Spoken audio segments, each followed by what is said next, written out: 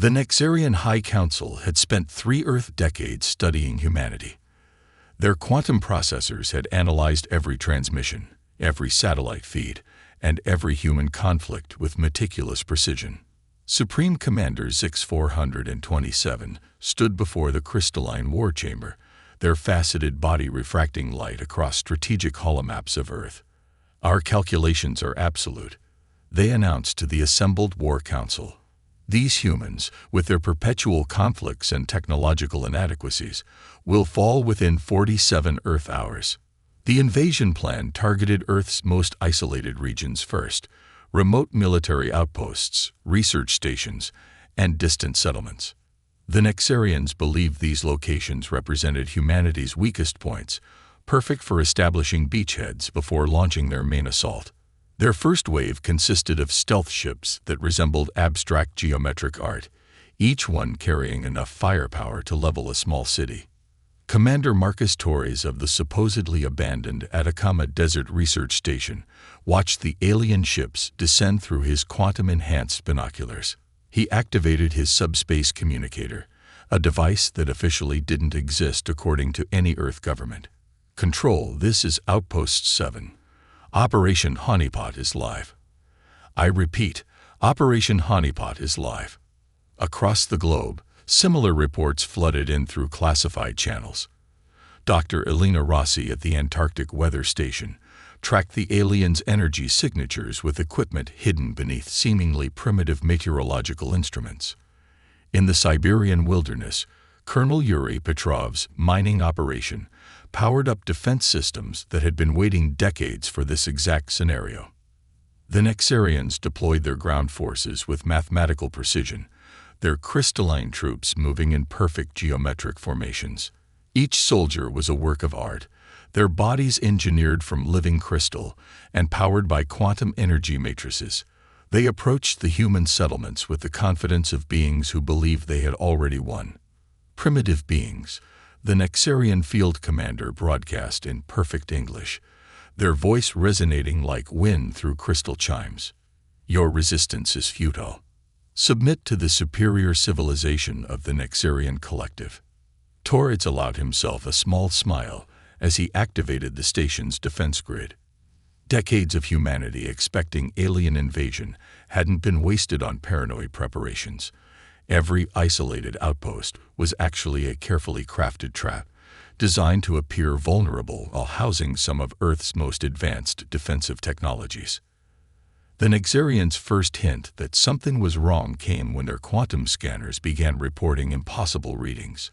The primitive weather stations were generating energy signatures that shouldn't exist on a Level 3 civilization. The simple mining equipment was revealing itself to be disguised weapon platforms, and those isolated research outposts. They were switching from passive observation to active defense modes that the Nexarians' technology couldn't even classify.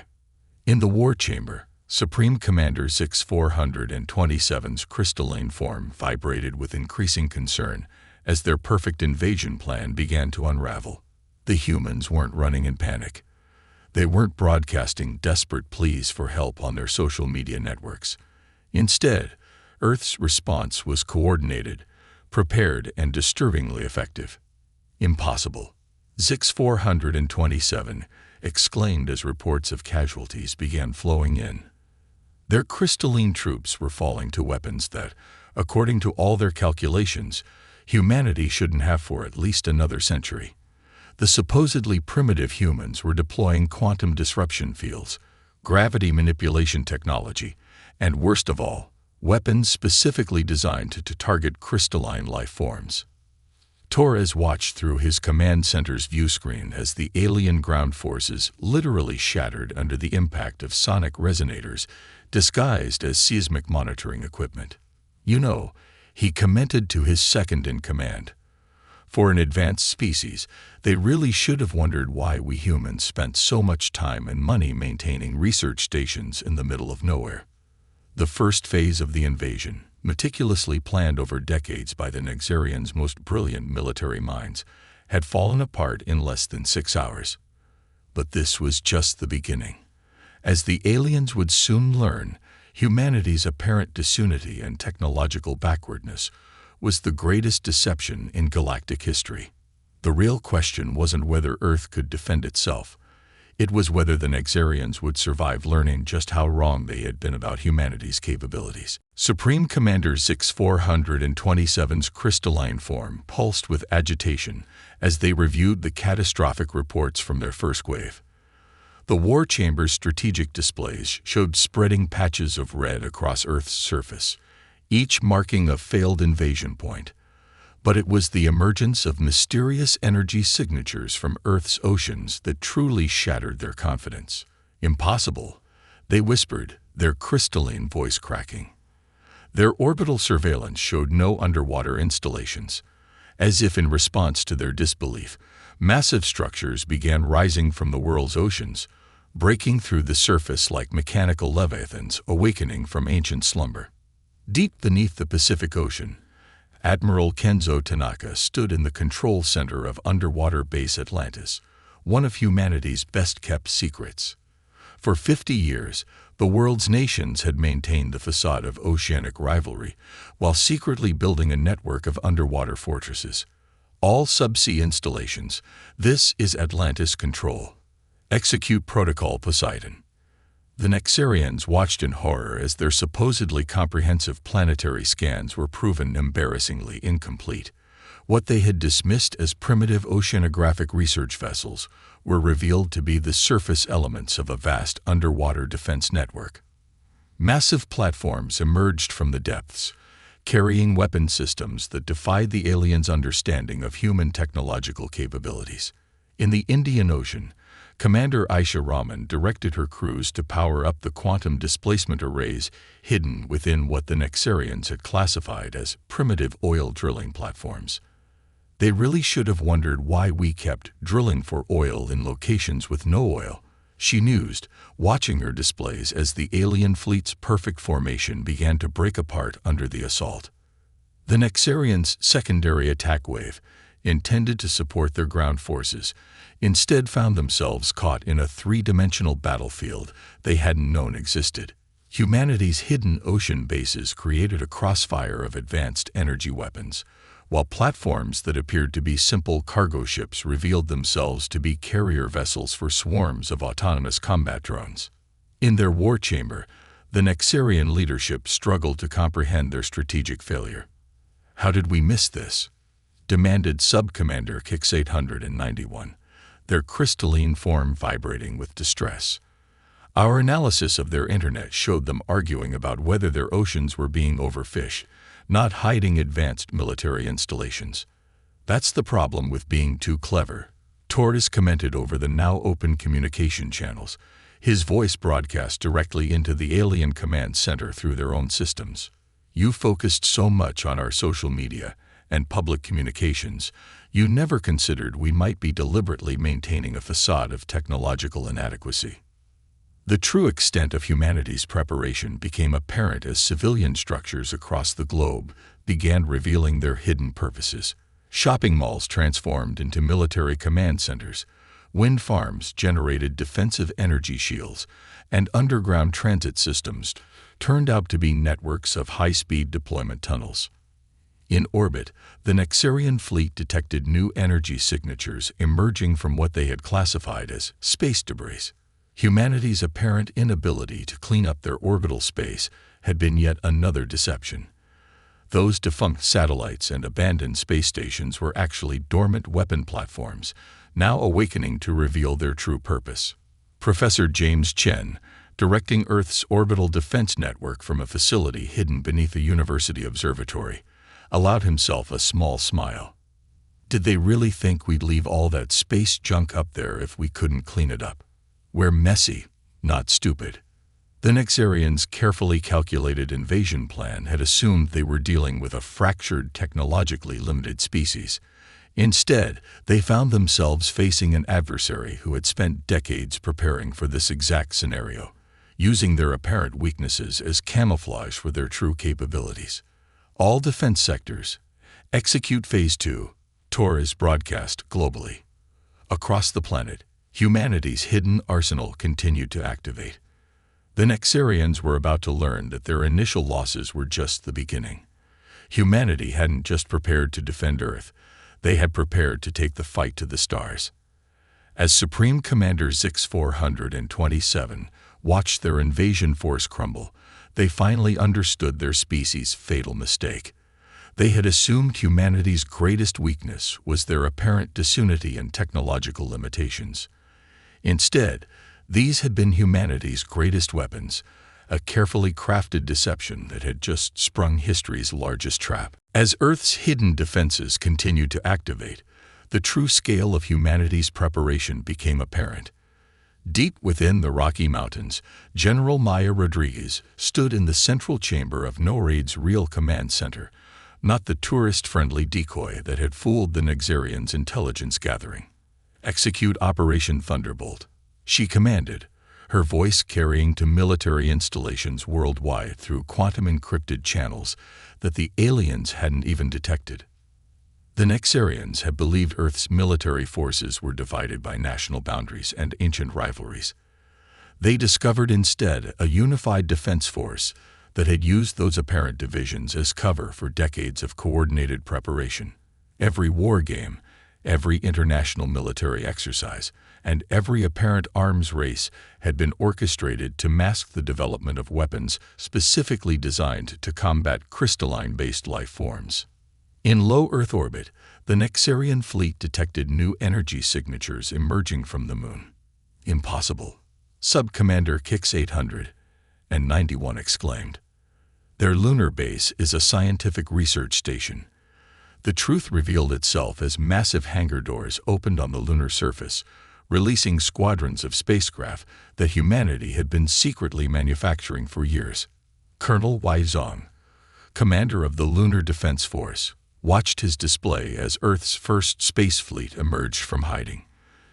"Did they really think we went to the moon just to plant flags and collect rocks?" He commended to his bridge crew as they powered up weapons systems that had been waiting years for this moment. The Nexarians' perfect formations began to break as they faced attacks from directions they hadn't thought possible. Humanity's apparent focus on ground-based warfare had been yet another deception. Their true military doctrine embraced three-dimensional combat in ways all Earth forces commence Phase 3, General Rodriguez broadcasted. Across the planet and beyond, humanity's forces began their coordinated push to drive the invaders not just from Earth, but from the entire solar system. The Nexarians were about to learn that humanity's greatest weapon wasn't their hidden technology or secret preparations. It was their ability to unite and adapt in ways their crystalline minds couldn't comprehend. The Nexarian fleet hung in disarray above Earth, their perfect geometric formations now scattered like broken glass. But Supreme Commander Zix-427 knew their species still held one overwhelming advantage. Their quantum crystalline technology remained centuries ahead of humanity's apparent capabilities, or so they thought, until the signal came. Deep beneath the Sahara Desert, in a facility hidden beneath endless sand dunes, Dr. Omar Hassan stood before a massive quantum computer complex that officially didn't exist. "Initiative Checkmate is ready," he reported through the secure global network. "The quantum entanglement matrix is primed." For decades, while the world argued about cryptocurrency and quantum supremacy, the true breakthrough in quantum computing had remained hidden in plain sight. Every public announcement about quantum computing failures had masked steady progress toward this moment. Every published paper describing limitations had concealed actual achievements.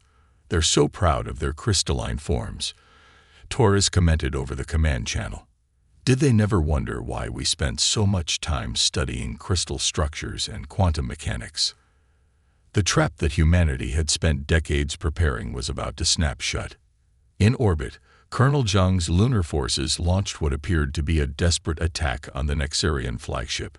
The crystalline aliens watched with smug superiority as the human vessels approached, their sensors detecting no weapons capable of penetrating their advanced shields. They didn't realize they were watching the delivery system for humanity's ultimate weapon. "Target locked," Zhang reported. "Quantum resonance initiating." The seemingly unarmed vessels released clouds of engineered nanoparticles, each one a tiny quantum receiver linked to the massive computer complex beneath the Sahara. The first indication that something was wrong came when Nexarian crew members began experiencing strange sensations in their crystalline forms.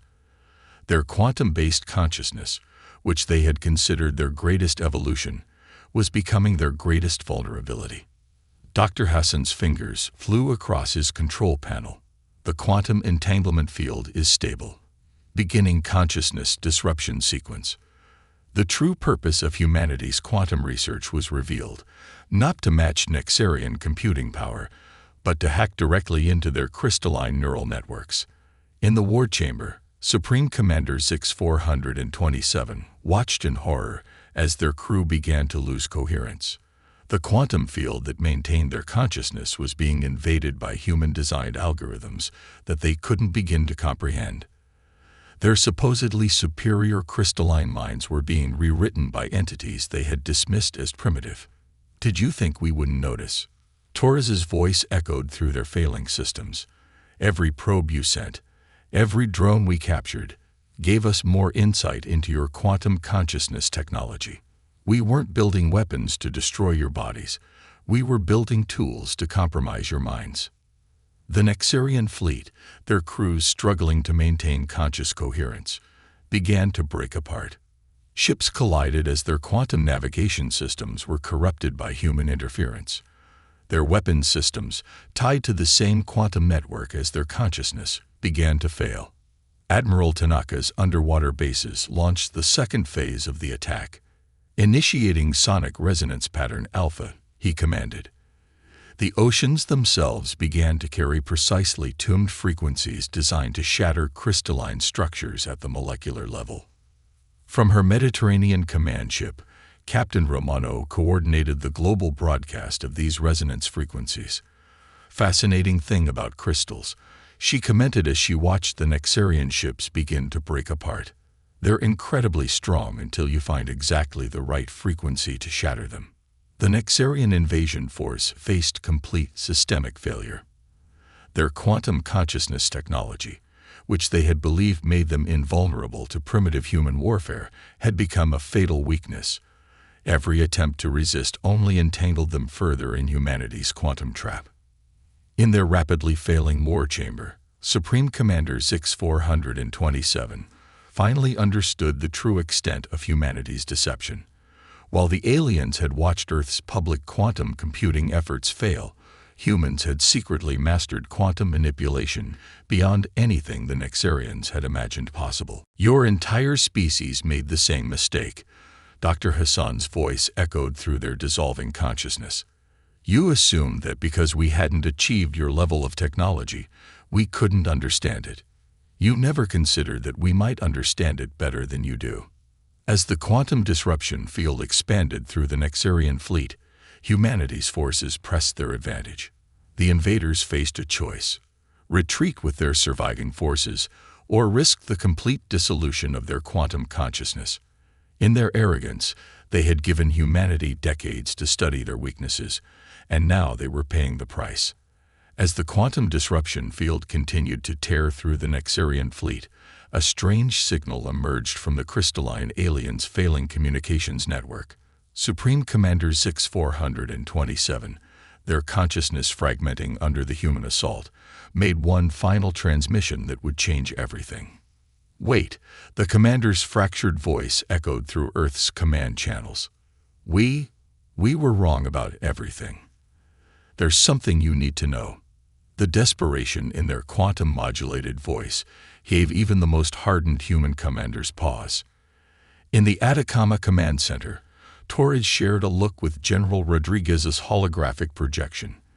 This had better not be a trick, he muttered, before authorizing a narrowband quantum link to the Nexarian commander's failing consciousness.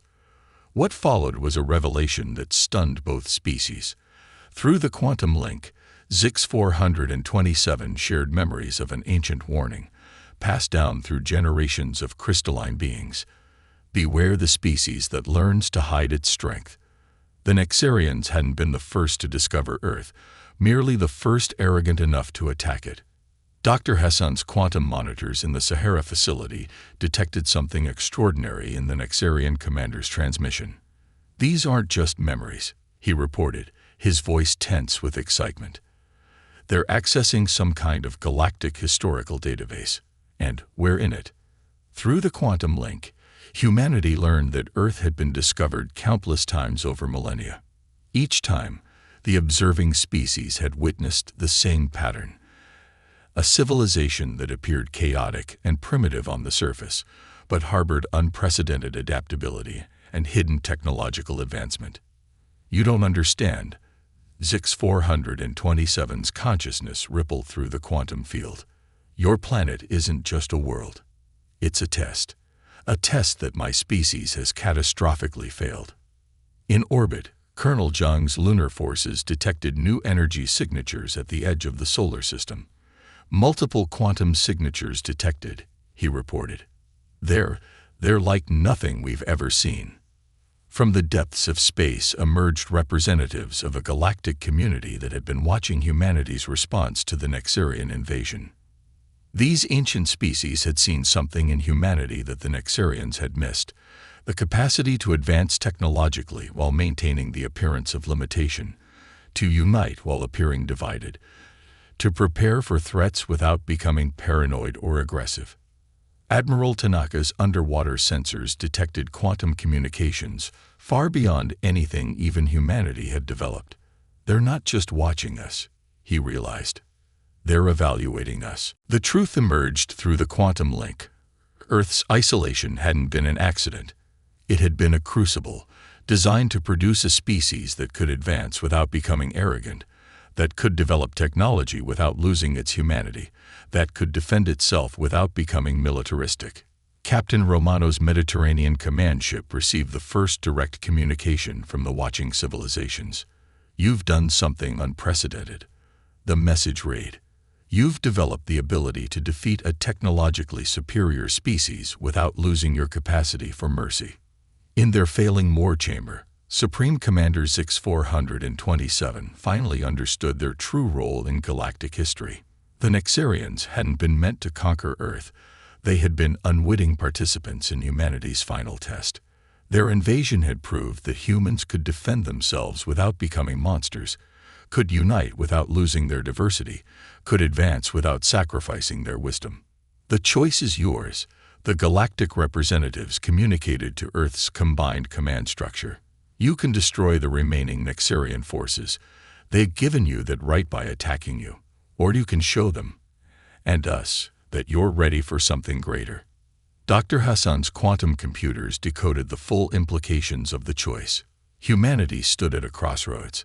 They could emerge from this conflict as conquerors, or they could step onto a larger stage as pioneers of a new way of existing in the galaxy.